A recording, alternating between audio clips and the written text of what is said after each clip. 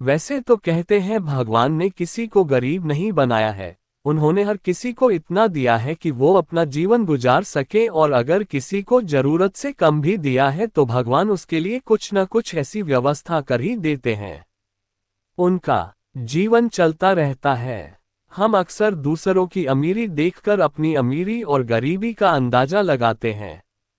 यदि हमारे पास 10 रुपये हों और सामने वाले के पास 100, तो हम अपनी नज़रों में गरीब हो जाते हैं और सामने वाला अमीर हो जाता है। हम यह नहीं सोचते कि एक व्यक्ति कितनी मेहनत से रुपये कमाता है, 100 काम कर रहा है, उसकी ज़रूरतें क्या हैं। हम तो बस दूसरे की दौलत देखते हैं और अपनी राय बना लेते हैं।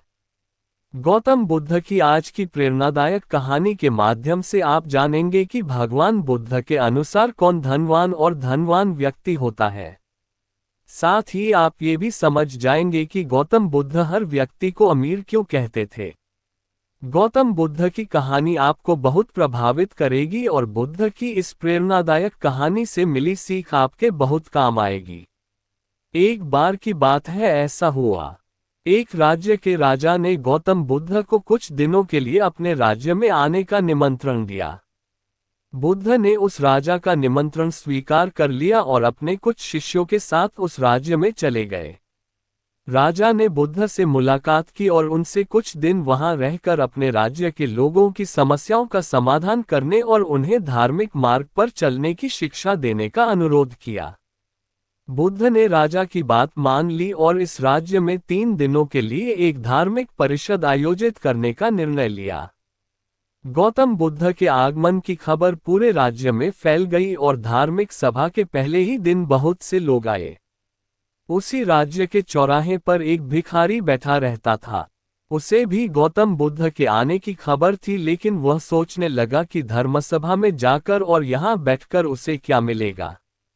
जैसे जैसे लोग आएंगे वे मुझे भिक्षा में कुछ न कुछ अवश्य देंगे। पहले दिन कई लोग आए और इस भिखारी ने अच्छी खासी कमाई की।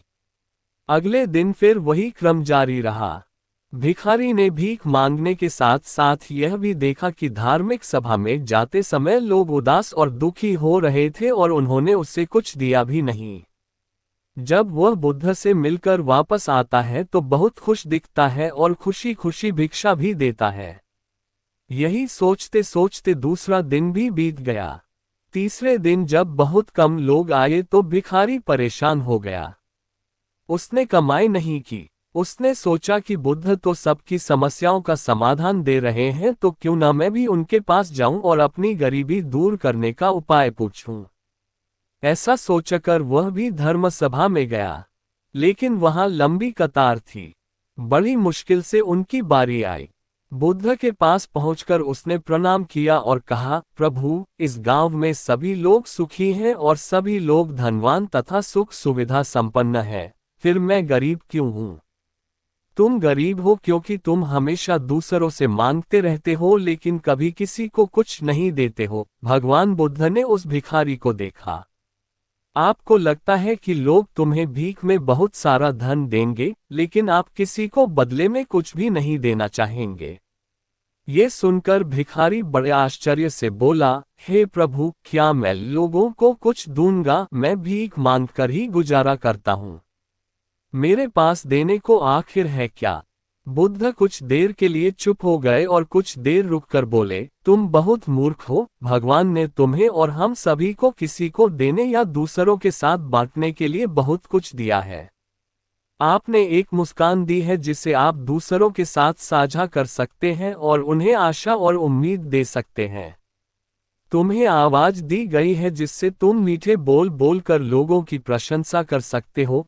तुम्हें 2 हाथ दिए गए हैं जिससे तुम दूसरों की मदद कर सकते हो। तुम्हें एक स्वस्थ शरीर दिया है जिससे तुम भीख मांगने के बजाय कड़ी मेहनत कर सकते हो। जिस व्यक्ति को भगवान ने बिना किसी कमी के ये चीजें दी हैं वह कभी गरीब नहीं हो सकता। आप सिर्फ अपनी सोच के कारण गरीब हैं।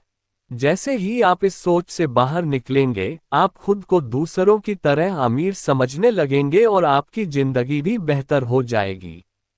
दूसरों की खुशी देखकर अपनी तुलना दूसरों से न करें। भगवान ने सभी को अमीर बनाया है, बस जरूरत है तो अपनी सोच सुधारने की।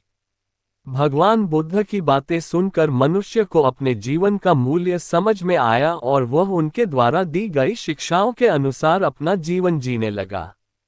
जब हम सभी अपनी तुलना दूसरों से करते हैं या दूसरों को खुश देखते हैं तो हमें लगता है कि हमारी जिंदगी खराब है और बाकी सब मजे कर रहे हैं।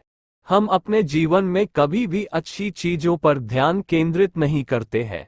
हम कभी यह नहीं सोचते कि भगवान ने हमें स्वस्थ शरीर दिया है, जो सबसे कीमती चीज है। आप कितने भी अमीर क्यों न हो, अगर आपका शरीर उपयोगी नहीं है तो वह पैसा भी किसी काम का नहीं है। और वहीं अगर आप गरीब हैं लेकिन आपका शरीर बिल्कुल स्वस्थ है तो आप अपने आप में एक अमीर व्यक्ति हैं। कोरोना काल में हम सभी ने देखा है कि पैसे से ज्यादा जरूरी स्वस्थ शरीर है।